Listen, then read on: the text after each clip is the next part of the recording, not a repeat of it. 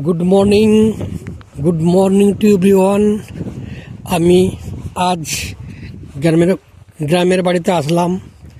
গ্রামের বাড়িতে এসে দেখলাম খুব ভালো লাগলো, এবং আমাদের গ্রামেরই সামনে মাঠ আছে, আমাদের জমি আছে, সেখানে আমাদের চাষবাস হয়। দেখুন, এইখানে প্রথমেই ধান লাগানো হয়েছিল। ধান মানে ওই বড় ধান যেটা বর্ষার চাষে হয়, সে ধান তুলে নেওয়ার পর এই জমিতেই আবার আলু লাগানো হয়েছে। কত সুন্দর আলু গাছ হয়েছে, দেখাচ্ছি আপনাদেরকে। দেখুন, সারা মাঠ আলু চাষে জন্য সব তৈরি করেছে। আলু চাষ হয়েছে, এই যে মাঠে মানুষজন কাজ করছে, জল পাওয়াচ্ছে, যেটাকে বলা হয়। এখানে জল কোথা থেকে আসছে সেটাও আমি আপনাদের দেখাবো। আর দেখুন কি সুন্দর আলু গাছ।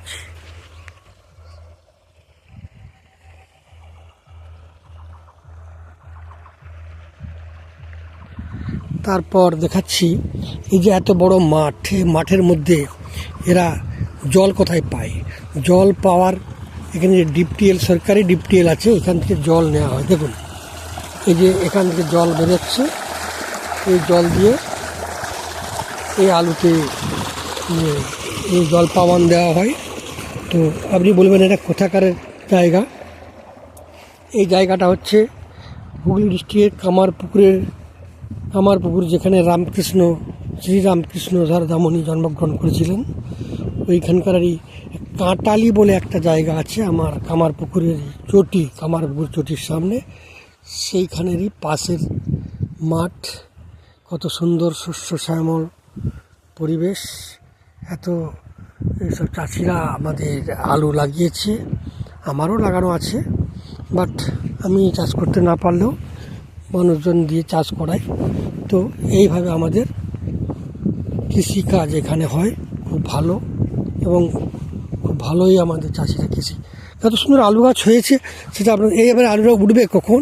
এই আলুটা ওঠার সময় হচ্ছে 3 মাস, মনে সম্ভবত এটা পৌষ মাঘ ফাল্গুন মাসের কাছাকাছি আলু উঠে যাবে। হ্যাঁ, তারপরে আবার তিল লাগানো হবে। দেখুন কত সুন্দর আলু গাছ।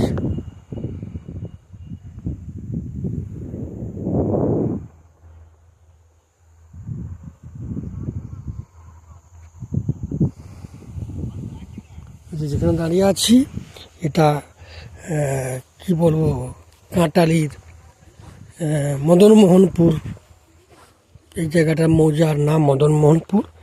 এইখানে আমাদের জমি আছে, এখানে আমরা আজ বাড়িতে এসেছি, তাই আপনাদেরকে এই ভিডিওটা করলাম যে আমরা গ্রামের মানুষ।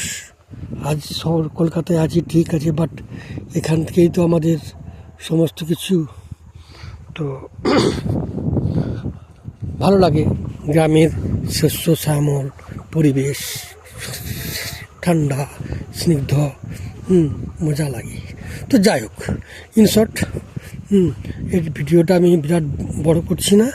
আমি আলু চাষ হচ্ছে এটা দেখালাম, আশা করি ভালো লাগবে। মেনি থ্যাঙ্কস, অসংখ্য ধন্যবাদ সকল বন্ধুদের। রাখলাম।